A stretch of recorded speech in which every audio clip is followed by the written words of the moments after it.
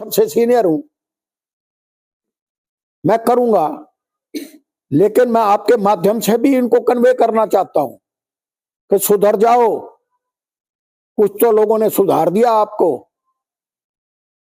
ये अहम आगे जो है ना नहीं चलेगा, इसलिए सुधर जाओ, नहीं तो लोग तुम्हें सुधार देंगे। मैं इतना ही कहना चाहता हूं। देखो, आज पत्रकार वार्ता की विशेष बात ये थी कि एक तो सबसे बड़ा इशू तो फार्मर्स का है, किसानों का है, और फिर ऊपर से जो राज्यसभा के मेंबर रामचंद्र जी जांगड़ा, उनका जो बयान आया है वो बड़ा अशोभनीय है। इतना जिम्मेवार आदमी, राज्यसभा का सदस्य, ये कहे कि किसान ड्रग सेवन करते हैं। उसने किसी इंडिविजुअल को नामजद नहीं किया, उसने पूरी किसान कम्युनिटी को कटघरे पे खड़ा कर दिया। एक दूसरा, इतना जिम्मेवार आदमी जो राज्यसभा का मेंबर चुना गया है, और वो ये कहे कि ड्यूरिंग दी किसान एजिटेशन 700 से ज्यादा लड़कियां लापता हो गई। जब उनसे सवाल किया गया तो उन्होंने कहा कि ये सीआईडी की रिपोर्ट है। अरे, इतना तर्कहीन, तथ्यहीन। एक लड़की अगर लापता हो जाए, पूरे सूबे के अंदर सेंसेशन पैदा हो जाती है। एक निर्भया कांड हुआ था, पूरा देश इकट्ठा हो गया था। तो ये इसके ऊपर व्हाइट पेपर जारी होना चाहिए, इसकी उच्चतम स्तरीय जांच होनी चाहिए कि अगर ये सच है तो ये तो दुनिया का सबसे बड़ा मामला है। अरे, ये तो प्रदेश में जैसिका लाल केस को जब थोड़ा सा वो देखा था कि ये पब्लिक सेक्टर में बात चली गई, तो सुप्रीम कोर्ट ने इसका सुओ मोटो संज्ञान लेकर इमीडिएटली दोबारा दोषी को अंदर किया। मेरे कहने का बात यह है कि 734 लड़कियां लापता हो गई, फिर सरकार उसका जवाब दे। उनके बीजेपी के सिटिंग राज्यसभा के सदस्य ने ये बात कही है। बात ये रही है, अभी तक किसी सरकार का किसी का कोई बयान नहीं आया। कोई बयान नहीं। सुनो, ये बातों को बदलने के माहिर है, ये बातों को ट्विस्ट करने के माहिर है। मैं ये कहता हूं ये एक बहुत ही सीरियस मैटर है, और ये पब्लिक के सामने ये चीज, it is a public concern, और इसको जो है जांच का विषय है, इसको छाया करना चाहिए। बताओ, इसके ऊपर व्हाइट पेपर जारी होना चाहिए। जी, सबसे बड़ी बात यह है कि इतना जिम्मेवार पद पे बैठा आदमी इतनी बड़ी बात कर रहा है, और अभी तक उसके बारे में किसी को कोई जानकारी नहीं, कोई एफआईआर दर्ज नहीं। मैं वही, देखिए, आप इनकी नीयत देखो। पिछली नरेंद्र मोदी जी की सरकार में 1 साल तक किसानों का एजिटेशन रहा, 1000 से ज्यादा किसान मारे गए, कितने लोगों ने सुसाइड किया, की लगा लगा कर अनडेमोक्रेटिक वे से उनकी एंट्री को बाधित किया गया, उनके ऊपर लाठीचार्ज हुए, उनके ऊपर आंसू गैस के गोले छोड़े गए, और इसके ऊपर आधे लाइन की बयान नरेंद्र मोदी जी का माफी मांगने का आया। तो इसका मतलब कि 1000 किसानों का कातल कौन है? अगर आपकी गलती हुई है, आपने उनकी बात नहीं मानी, आप माफी मांग रहे हो, तो सारे सिस्टम के फेलवर का कारण कौन है?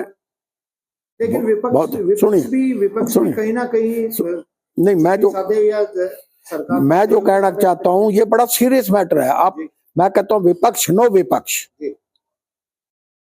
अब क्या है, अब जहां जहां बीजेपी की सरकारें हैं, सरकार तो उनकी है, लेकिन दिल्ली से बगैर पूछे कदम भी नहीं चला सकते।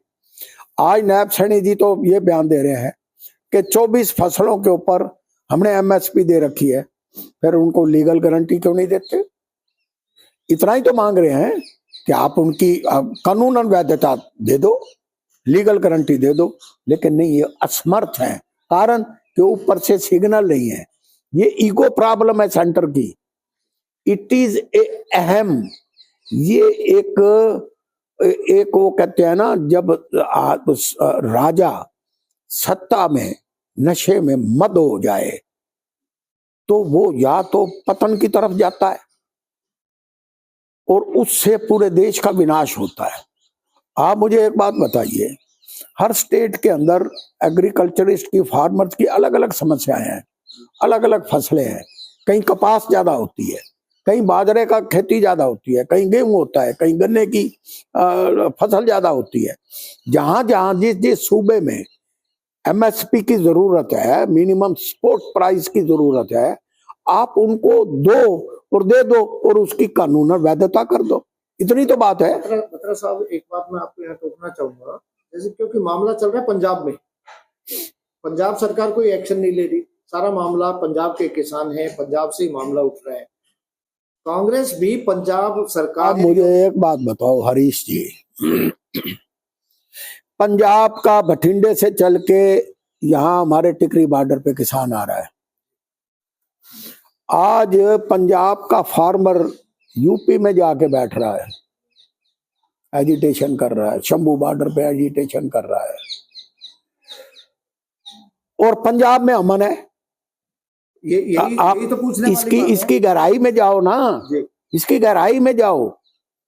कारण क्या है? कारण ये है कि आज पंजाब का किसान खुशहाल है, उनको एमएसपी मिल रहा है। सुनो, पंजाब के किसान, हो सकता है, मैं तो इसकी गहराई में नहीं गया। जब वो खुशहाल है, सुनो, फिर मुझे यार, मैं जो कह रहा हूं, मैं ये कह रहा हूं कि किसान आके हरियाणा टिकरी बॉर्डर पे बैठ रहा है और तुमने 24 फसलों पे एमएसपी दे रखी है। फिर क्यों रहे हो? नहीं तो पंजाब का किसान हरियाणा से गारंटी किस बात की? यार हाँ, फिर मैं ये भी कह रहा हूँ, पंजाब का किसान, मैं मेरी बात को समझो, सरकार से किस चीज की? मैं कहता हूं कि जहां दर्द है 30 वही है। दर्द कहाँ है? दर्द हरियाणा में है। प्रताड़ना का किसान तो बोल, सुनो, प्रताड़ना कहाँ है? हरियाणा में। सुनो, लेकिन सर उससे पंजाब के किसान कहाँ हाथ हो रहे हैं? सुनो, मैं कहता हूँ, सुनो, तो इसलिए अगर मान लो दो स्टेशन है, एक में पीस है, एक में बदअमनी है, इसका मतलब क्या है? कहीं ना कहीं कमी वही है ना, जहाँ लॉ एंड ऑर्डर की प्रॉब्लम हो रही है। लाठी चार्ज कहाँ हो रहा है? यहाँ हरियाणा में हो रहा है। कोई बाहर से आके अगर यहाँ की प्रदेश की कानून व्यवस्था को बिगाड़ेगा, तो एक पक्ष ये भी तो होता है। मैं ये कहता हूं ऐसी बात नहीं है। दिल्ली क्योंकि एनसीआर एरिया का बिल्कुल बॉर्डरिंग स्टेट है। हरियाणा एक छोटा स्टेट जरूर है, लेकिन बॉर्डरिंग स्टेट है। आप बहादुरगढ़ से नांगलोई आधा किलोमीटर भी नहीं बॉर्डर है, और आप नांगलोई क्रॉस करो, आप दिल्ली प्रधानमंत्री की कोठी में आप 15 मिनट में पहुंच जाते हो। It is a bordering state. तो जहां जहां अब मुगल राज तो करते थे दिल्ली में, लाल किले में, और युद्ध लड़ते थे पानीपत में जाके। आप समस्या समझो। अब इनको सबसे बड़ी समस्या ये है कि दिल्ली नहीं घुसने देना, क्योंकि दिल्ली इनका राजा बैठा है, दिल्ली इनका तंत्र खड़ा है। दिल्ली कोई चला गया गोली से उड़ा देंगे, उड़ाए भी। प्रॉब्लम यहां है, सुनो, प्रॉब्लम यहां है।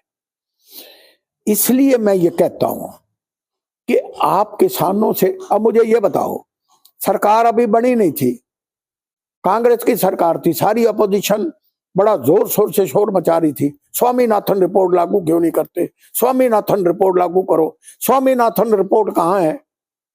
अब तो बीजेपी की सरकार को आए 10 साल तो मनोहर लाल खट्टर कर गए। कहाँ स्वामीनाथन मचा रही है? अब कांग्रेस शोर मचा रही है। नहीं यार, राजनीति नहीं, कांग्रेस शोर नहीं मचा रही है।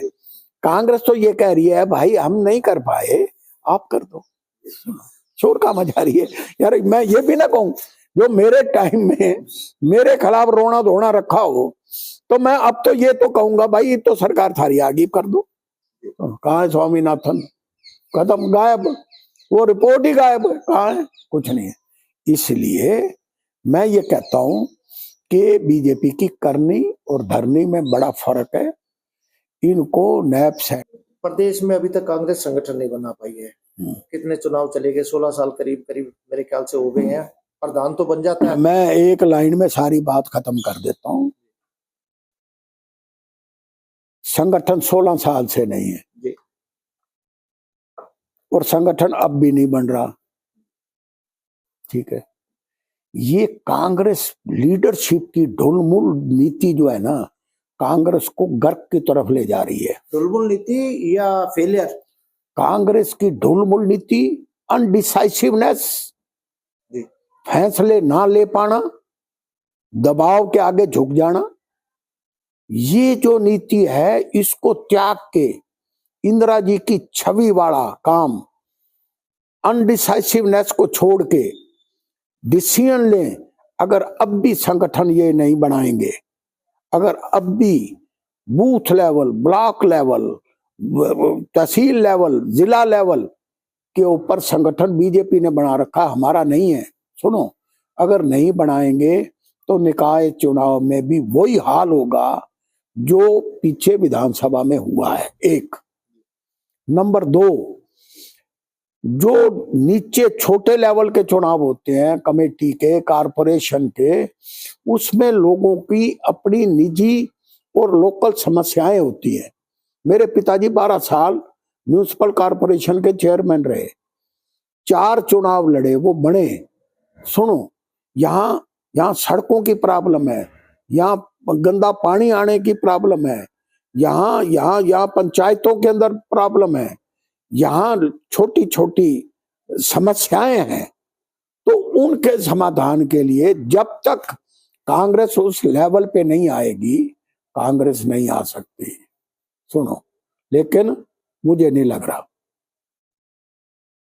लेकिन विपक्ष का फैसला भी नहीं कर पा रहे। मुझे नहीं लग रहा सीएलपी लीडर का भी सीएलपी का फैसला तो वो इनको कर लेना चाहिए। मेजोरिटी टिकट आपने भूपेंद्र हुड्डा के हिसाब दे रखी है, मेजोरिटी एमएलए उनके बन के आ रहे हैं। आज कांग्रेस कमजोर है सेंटर के अंदर, तो चलने दो, इनको बैलेंस कर दो, पीसीसी प्रेसिडेंट दूसरे लीडरों के हिसाब से बना दो, करो तो सही कुछ है।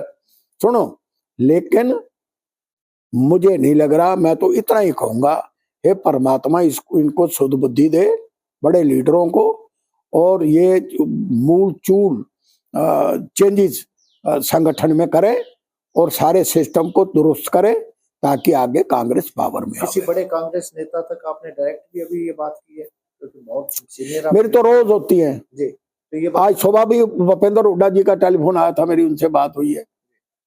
शैलजा बहन जी को कल मिलूंगा मैं। कौन सा ऐसा लीडर है, मैं सबसे सीनियर हूं,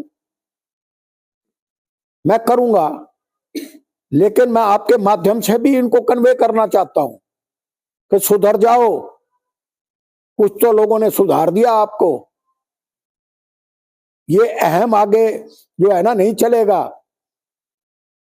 इसलिए सुधर जाओ, नहीं तो लोग तुम्हें सुधार देंगे। मैं इतना ही कहना चाहता हूं।